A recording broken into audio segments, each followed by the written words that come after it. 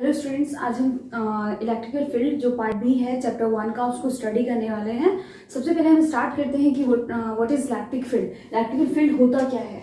किसी भी चार्ज के सराउंडिंग का वो स्पेस जहाँ पे किसी अदर चार्ज को अगर हम लेके आते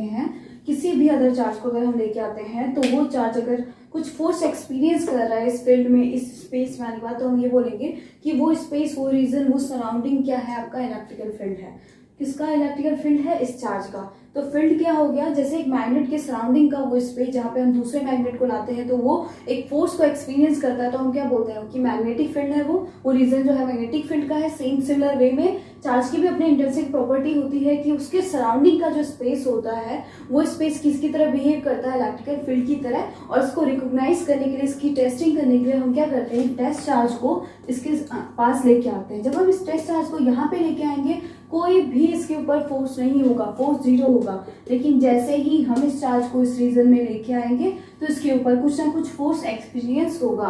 वो फोर्स, तो यहाँ पे हम क्या देखते हैं कि जब कोई फोर्स एक्सपीरियंस होता है तब हम रिकॉग्नाइज करते हैं कि वहां पे इलेक्ट्रिकल फील्ड एग्जिस्टेड है। यानी कि इलेक्ट्रिकल फील्ड को हम किससे पता कर रहे हैं? फोर्स से पता कर रहे हैं। कहाँ से पता कर रहे हैं? फोर्स से पता कर रहे हैं। इससे पहले चैप्टर में जब हमने कूलम्ब्स को स्टडी किया था तो हमने देखा था किसी भी दो चार्ज के बीच में फोर्स एक्सपीरियंस होता है। वो फोर्स जो एक्सपीरियंस होता है वो क्या होता है? रिपल्सिव हो सकता है, अट्रैक्टिव हो सकता है। तो वो फोर्स जो लग रहा है वो उनके मैग्नीट्यूड का डायरेक्टली डिपेंडेंट है और इनवर्सली है उसके r² पे। अब यहाँ पे भी अगर हमें इन दोनों चार्जेस के बीच का फोर्स निकालना है तो हम इजिली फाइंड आउट कर सकते हैं। और अगर हम फोर्स फाइंड आउट कर लेते हैं तो हम वहां से इलेक्ट्रिकल फील्ड का क्या स्ट्रेंथ है वो भी फाइंड आउट कर सकते हैं। क्योंकि जितना ज्यादा फोर्स एक्सपीरियंस होगा उतनी ही स्ट्रॉन्ग फील्ड होगी।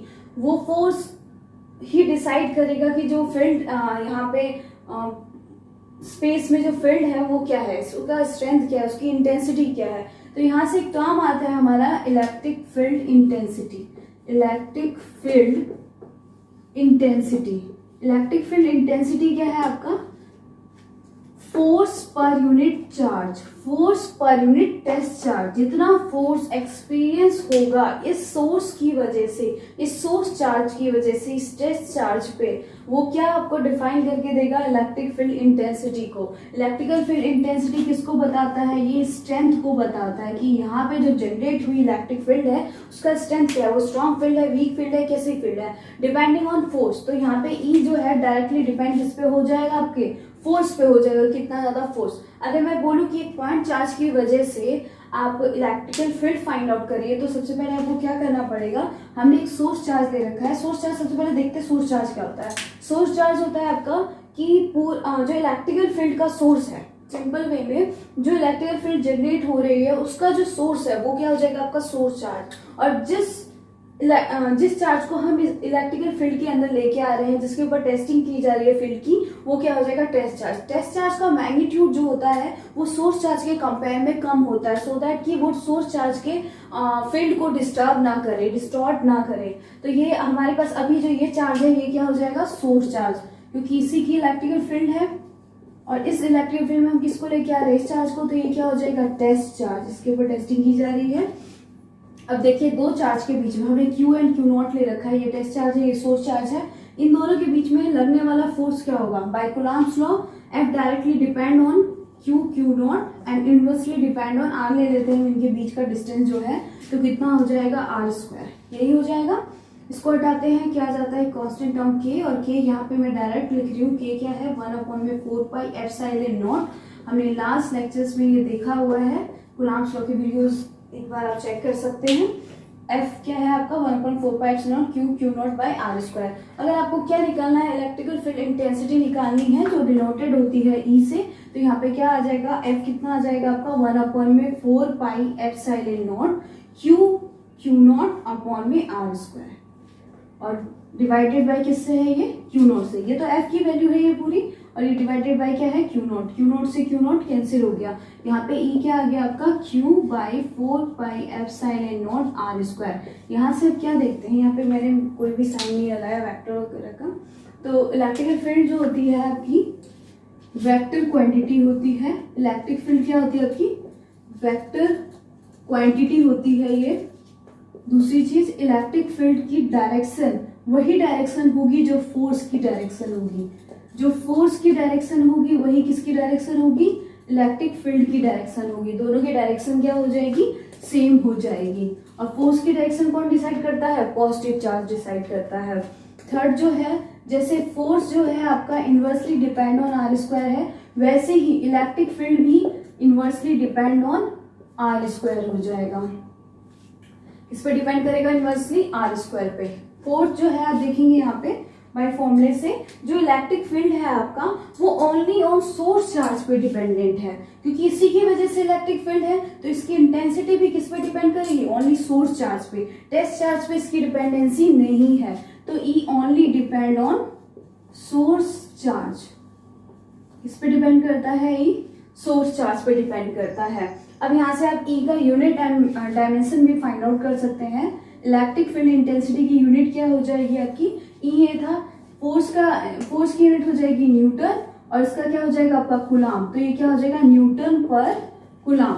डायमेंशन क्या हो जाएगा इसका, डायमेंशन हो जाएगा आपका इसका फोर्स बाय क्यू नॉट है ये, तो फोर्स का डायमेंशन हो जाएगा MLT-2, और क्यू चार्ज का डायमेंशन आपका हो जाएगा, क्यू क्या होता है आपका IT, आई का होता है एम्पियर, टी का हो जाएगा टी, तो ये दोनों ऊपर लेके जाएंगे तो MLT -2 -1 हो जाएगा -3, और एम्पियर -1 हो जाएगा। तो यहाँ से डायमेंशन आ जाएगा MLT -3, ए इनवर्स यूनिट आ जाएगी न्यूटन पर coulomb.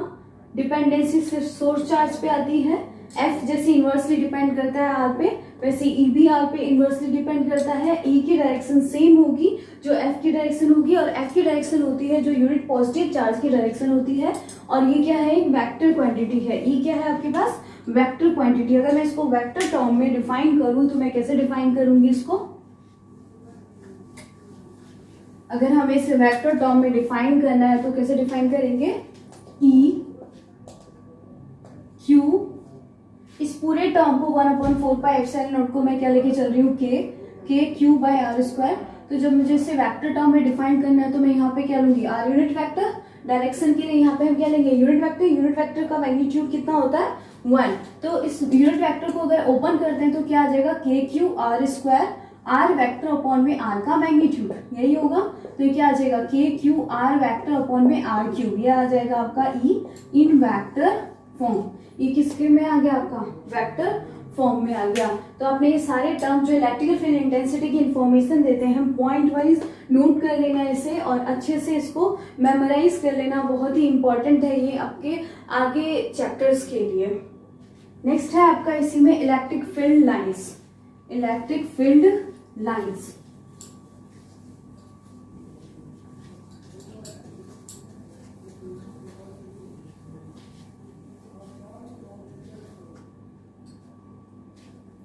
Electric field due two point charge देख लिया आपने। अब इलेक्ट्रिक फील्ड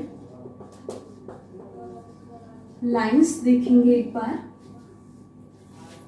सभी चार्ज के सराउंडिंग में जो स्पेस होता है, जो इलेक्ट्रिक फील्ड क्रिएटेड स्पेस है, वो हम यहाँ देखेंगे कि सभी चार्जेस के अपने अपने फील्ड लाइंस होते हैं।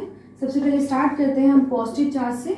पॉजिटिव चार्ज में हम देखेंगे यहाँ पे जो पॉजिटिव चार्ज है वहां से आउटवर्ड फील्ड की डायरेक्शन होती है। फील्ड की डायरेक्शन क्या होती है, आउटवर्ड। इसका जो स्पेस होगा उसमें फील्ड की डायरेक्शन किधर होगी, बाहर की तरफ, आउटवर्ड डायरेक्शन होती है ये। सेकेंड है आपका नेगेटिव चार्ज। नेगेटिव चार्ज के लिए इनवर्ड डायरेक्शन होती है।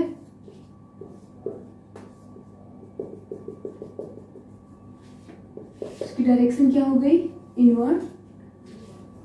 नेक्स्ट है आपका, अगर हमारे पास दो लाइक चार्जेस हैं, इधर वो पॉजिटिव हो सकते हैं या फिर नेगेटिव हो सकते हैं। मैंने दो पॉजिटिव लाइक चार्जेस दिए हैं, तो यहां से भी फील्ड क्या जाएगी, आउटवर्ड जाएगी, और यहां से भी फील्ड क्या जाएगी, आउटवर्ड जाएगी। फील्ड इधर तो हो नहीं सकती है, ना इधर हो सकती है, क्योंकि ना इसके इनवर्ड ना इसके इनवर्ड आएगी। अगर हम फील्ड को देखें तो इस रीजन में जो है वो फील्ड क्या हो जाएगा, इसका 0, ये हो जाएगा फील्ड। ये रीजन जो है आपका वो इसमें क्या आ जाएगा, इक्वल टू 0। उसके बाद देखिए, अगर हमारे पास दो अनलाइक चार्जेस हैं, तो दो अनलाइक चार्जेस होंगे तो क्या होगा, यहाँ से पॉजिटिव बाहर की तरफ और यहाँ से अंदर इनवर्ट डायरेक्शन में जाएगा आपका। तो यहाँ से इनवर्ट डायरेक्शन में, तो यहाँ पे क्या होगा, इस रीजन में भी फील्ड होगा, लेकिन अगर दो लाइक चार्जेस है तो ये जो आपका रीजन है इसमें फील्ड एग्जिस्ट नहीं करेगा, ये फील्ड फ्री रीजन होगा है, यहाँ पे कोई भी इलेक्ट्रिक फील्ड नहीं होगी, यहाँ पे इलेक्ट्रिक फील्ड होगी। ये एक्चुअली में ऐसे मूव करता है, मैक्सिमम फील्ड यहाँ पे होगी आपकी, ठीक है। तो ये क्या है, आपका इलेक्ट्रिक फील्ड की लाइंस है। ये बेसिकली इलेक्ट्रिकल फील्ड की लाइंस को हम प्रॉपर्टी वाइज एक एक करके पूरा स्टडी करेंगे। ये आपका पूरा इंट्रो पार्ट है इलेक्ट्रिक फील्ड इंटेंसिटी का। प्लीज इस चैनल को लाइक एंड सब्सक्राइब करें फॉर फर्दर मोर वीडियोस के लिए।